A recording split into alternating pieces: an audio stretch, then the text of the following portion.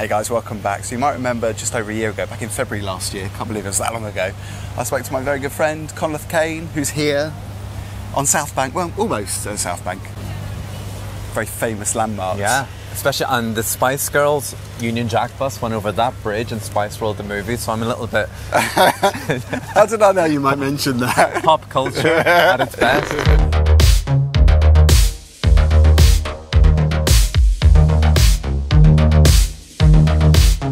How are you doing? It's a very exciting time. Well, it's a scary time, but it's an exciting one as well, isn't it? You've got a lot going on. Yeah.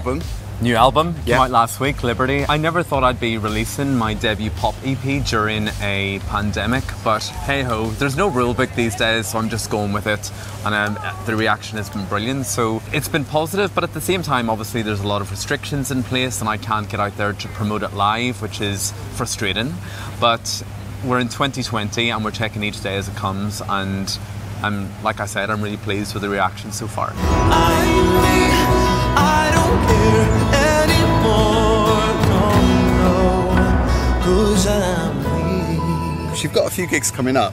Yes. September. Yeah, so I'm going to be supporting a very big, famous Irish singer-songwriter, Brian Kennedy. He's always been a big inspiration of mine from the LGBTQ plus community as well. I'm due to support him over in Ireland next month, but then again, we don't know if that is even going to go ahead because there are new rules and new restrictions put in place day by day. Yeah. So until I'm walking out on stage, I won't believe it's happening. I'm really looking forward to getting back out stage because I perform usually maybe once a week live, you know, when life is normal. So I haven't actually been on stage in front of an audience in maybe 6-7 months. You know, the voice is a muscle, and it's a bit like going back to the gym after having a few months off. You know, it's going to take a while to get it really back into shape.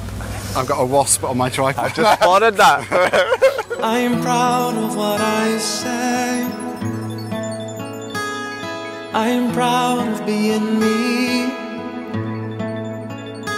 'Cause when I look in the mirror, I feel free. Like you say, if you're a singer, yeah, you've got to presumably do a lot of singing at home. Have you been singing in the bath or the shower?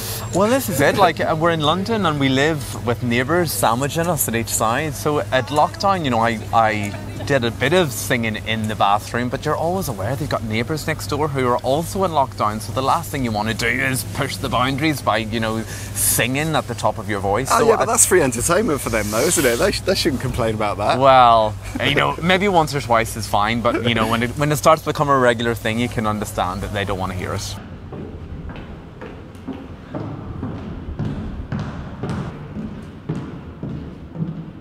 Hi, are you okay? I just wanted to ask about the audition. What about it? I just wanted to know why I got cut. I thought you were amazing. We're looking for men. And what do you mean by that? I think you're wearing heels, my love. I only wear heels when I dance. We're not looking for a chorus girl, my darling. Well, I did always want to be a Fosse girl. That answers your question. We're looking for real men. We got to talk about your video, which is Proud, which is amazing. Oh, thank you. Such a great video, and it was shot partly on Old Constant Street as well. Right. I mean, that's really in the thick of it, isn't it? It's the best place to film something like that song, that video for that song. Well, Proud, I mean, the reaction to Proud has been really overwhelming, and we were on a bit of a timeline because the album was due out on August the 8th, and we had filmed the first half of the video the week before we went into lockdown. Yeah. So I saw the hourglass, like the sand was going down, and I needed to get my act together and get this video together, but to try and get everyone's availability to work during that week, certain people, you know, weren't that comfortable with leaving home and coming in to film and stuff. So the fact that we actually got it all together the week before the album came out was really something, and the reaction has been great. And I am proud of what you see. 'Cause when I look in the mirror, I see me, oh, I see me. And I'm proud of what I stand for. And I am proud that you get me. 'Cause when I look in the mirror, I feel free. So it's been shared, what is it, it's been viewed, is it 80,000 times already? Yeah, Plus? It's growing, which is fab. 80,000 views across Facebook, YouTube, Instagram, and that's the beauty of the internet and being able to pursue a different route. You know, obviously I was really dependent on getting out and promoting it live, but actually being able to get such a visual video out there has really, really helped the music. So I'm really grateful.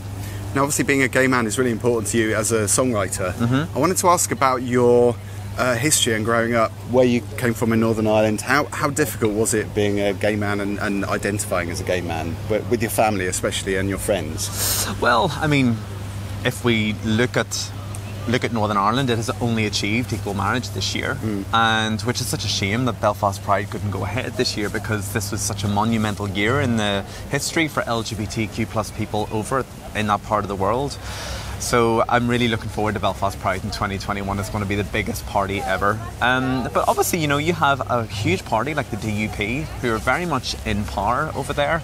They have the biggest vote, and they have said some really, really horrible things up until very recently about our community, and have never once apologised. And I think it's really wrong. And I've always challenged them, and I've always been very vocal about how I've thought it was wrong.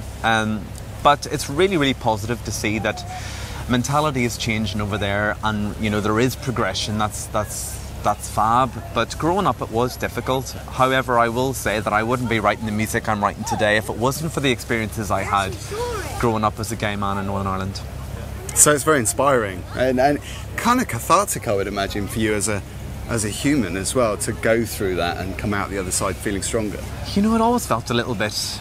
I always felt like Billy Elliot. You know, I went to a Catholic school in Northern Ireland. I was the boy who wore Spice Girls t-shirts on the non-uniform day. I was the boy who didn't want to play football and PE, and instead I would run and find a piano in the school and, you know, work on my music. I was always the kid who never fitted in, and then I turned to my parents at the age of 14 and said, I want to go to stage school in London, you know, I want to get out of here. And obviously I wanted to go for career reasons, and I knew I wanted to work in the performing arts sector, but you know, I understood that I was very different, and society wasn't really going to accept me for who I was back in the 90s. So for me, London was a get-out clause, and I couldn't wait to get over here. And I feel in my music that I'm releasing today, you know, you can really tell that my background has a massive influence on how I write. 2 Spice Girls references within I know, space so sorry. They should be paying you. They should be. Doing a backhander. I love it. Listen, good luck with everything. I can't believe it's over a year. Well, it was a year and a half ago when we were in the RVT. I mean, that's somewhere I want to get back to. I know. Are you wanting to get back to these venues as well? Because it's usually such a thriving community, isn't it, with these bars and these clubs that are being threatened with closure because of lockdown. It's scary times. I think it's really scary times, and I think it's really important that the gay community and the LGBTQ community get out and support these venues. Yeah. They really need our support during this time. And obviously it's great, you know, that we've rediscovered that, you know, you can really do stuff at home, like dinner parties, and reconnect with people in your back garden and stuff. That's fab. But if we want a scene in 2021, we need to support our venues now.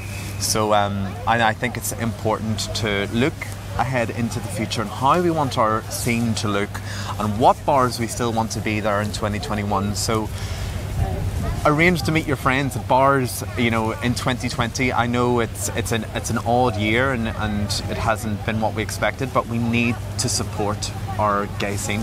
Absolutely. So the album's called Liberty. It's called Liberty, and it's available on all major platforms. Go and buy, download, do what you have to do now. Please. Because it's a different time, I suppose, now with downloads as well. It's available on so many different platforms now. You've got so much choice. So well, there's no excuse, really. Exactly. And I ordered all these physical copies to sell at gigs, so I've got a huge box of physical copies of my album that will probably not get used because I'm unable to get out and gig.